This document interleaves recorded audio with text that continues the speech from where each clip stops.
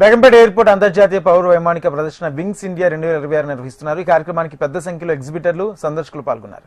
ఈ ప్రదర్శనలో పాల్గొన్న విమానాలను వాటి పనితీరు గురించి తెలుసుకునేందుకు పెద్ద ఎత్తున పైలట్ స్టూడెంట్స్ కూడా హాజరయ్యారు. పైలట్ స్టూడెంట్స్ తో మా ప్రతినిధి వెంకట్ పూర్తి సమాచారం అందిస్తారు.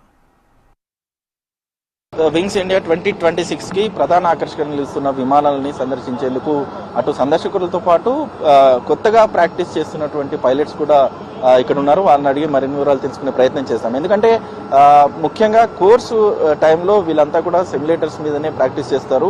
వాళ్ళన్నీ ఈ డిఫరెంట్ కైండ్ ఆఫ్ ఫ్లైట్స్ లో వాళ్ళకి సంబంధించిన మిషనరీ ఎలా ఉంది, వాటిని ఆపరేషన్స్ ఎలా చేస్తారనేది లైవ్లీగా చూడడం మాత్రం స్పెషల్ అట్రాక్షన్ గా ఉంటుందని చెప్పుకోవచ్చు.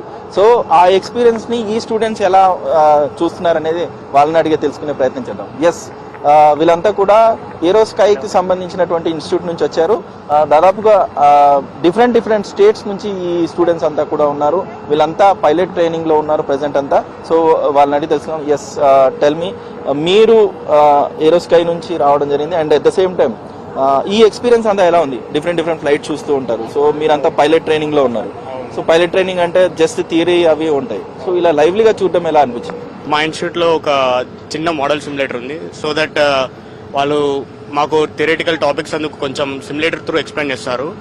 సో అది ఏం చేస్తుందంటే మాకు కొంచెం ఎక్స్ప్లెయిన్ చేయడంలో కానివ్వండి, మాకు అర్థం చేసుకోవడంలో అది చాలా యూస్ఫుల్గా ఉంటుంది.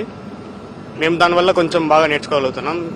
ఫస్ట్ టైం మేమందరం ఇక్కడ ఇంత దగ్గర నుంచి డిఫరెంట్ ప్లేన్స్, ఇంకా చాలా పెద్ద ప్లేన్స్ మనం చూస్తున్నాం. చాలా ఇంట్రెస్టింగ్ ఉంది ఇక్కడ.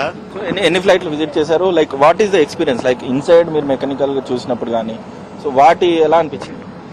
నేను ఇప్పటి వరకు అయితే ఇక్కడ ఒక 3-4 ఫ్లైట్స్ చూశాను.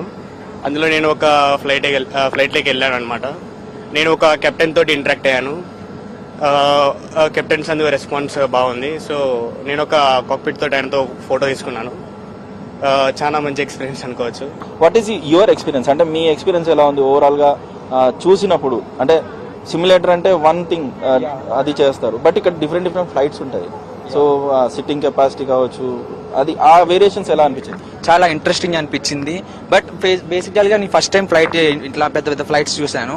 నా లైఫ్లో ఫస్ట్ బెటర్ ఎక్స్పీరియన్స్ని ఫేస్ చేశాను నేను ఇప్పుడు. And but beautiful view and కాక్పిట్లోకి నిన్న ఎస్టర్డే నైట్ వెళ్ళాను కాక్పిట్లోకి. బెటర్ ఎక్స్పీరియన్స్, చాలా రియలిస్టిక్గా అనిపించింది. చాలా ఇంట్రెస్టింగ్గా ఉంది చూస్తుంటే.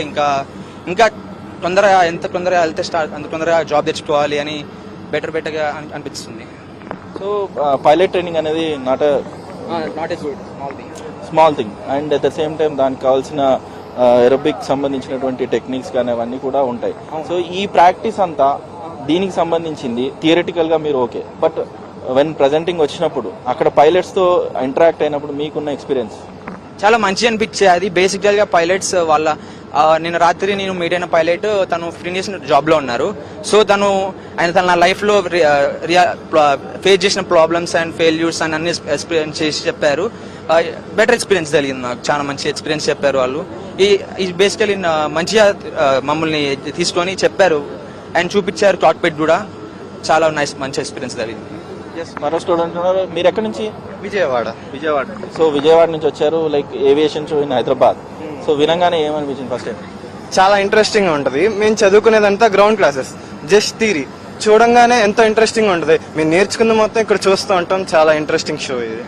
సో చాలా బాగుంటుంది. సో థియరిటికల్ కి ప్రెసెంట్ ఉన్నటువంటి ఫ్లైట్స్ సిచ్యువేషన్స్ కి ఎలా డిఫరెన్సియేషన్ ఉంది అండ్ వాట్ యూ అబ్జర్వ్?